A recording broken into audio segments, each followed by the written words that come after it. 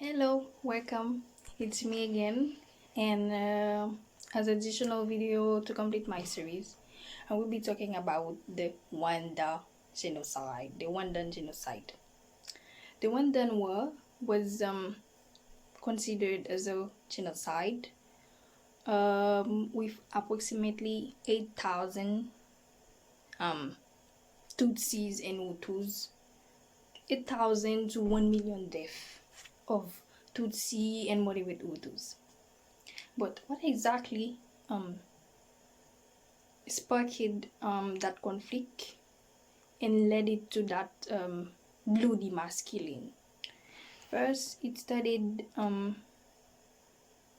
but the main event it started on April 6, 1994, when Hutus began slaughtering Tutsis.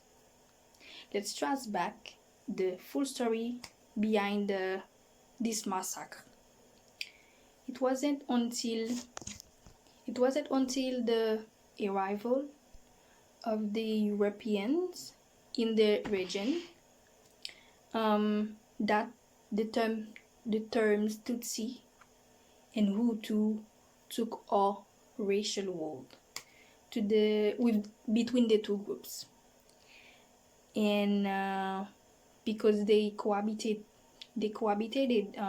before their arrival, and there wasn't such issue between them. It should be noted that the Tutsis were a minority of 15% living there, not even, because they never surpassed that number. But the majority were Hutu. The majority were Hutus that represent approximately 85%. And the native Twas, almost in the Twas, the real native of the Rwanda Burundi region. Okay. Talking about the Tutsi. The Tutsi emigrated from Ethiopia. They arrived as conquerors, and they didn't waste time to implement their domination on Hutus and Twas in the region. They ruled as a king in the dialect language Omwami, and for centuries. And with this, Hutus were simply the mass Hutus were simply subject of that regions, and only a few of Hutus were considered moderate Hutu, as they gained privilege from them. Now, talking the situation in the arrival of the German colonizers. The German colonizers arrived in the 80s, and from there started a racial tension arising between the two groups. And as they were being enslaved already by Tutsi, the unfairness of the Tutsis on land distribution mostly, now they are under also the rule of European masters, and more cover for them, more additional work for them, always behind the boss. And after the Germans left the region, the Rwanda Burundi region, the Belgium now stepped in, bringing with them their own colonial rule, and the misery of Hutus actually augmented with more cover, and yes, and they were also being controlled and if they refuse, they can be beaten by Tutsis. It was like a systemic oppressor-oppressed logic, as the Tutsis were European puppets, and because they considered that because of the racial feature of Tutsis, they were more apt to rule the region than the Hutus. It is only after the World War II that Belgium started adopting a different approach with Hutus, and they studied integration of Hutus in more administrative roles, precisely under the ruling of the king Mutara Udaigwa. A foresight actually that marked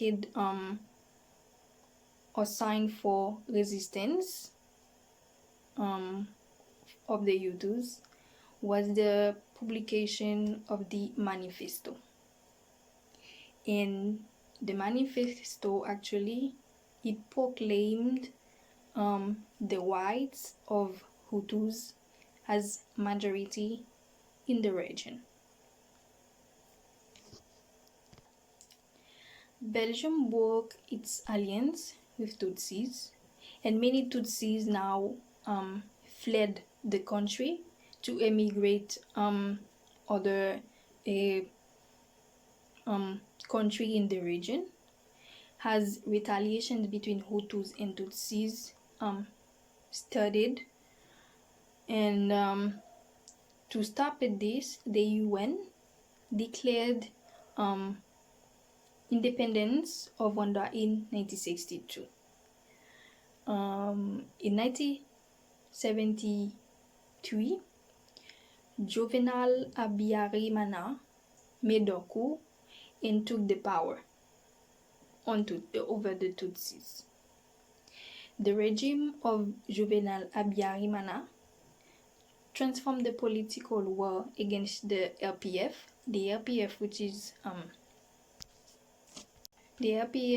is for Rwandan Patriotic Front, in racial tension between Hutus and Tutsis from 1990s to 1994.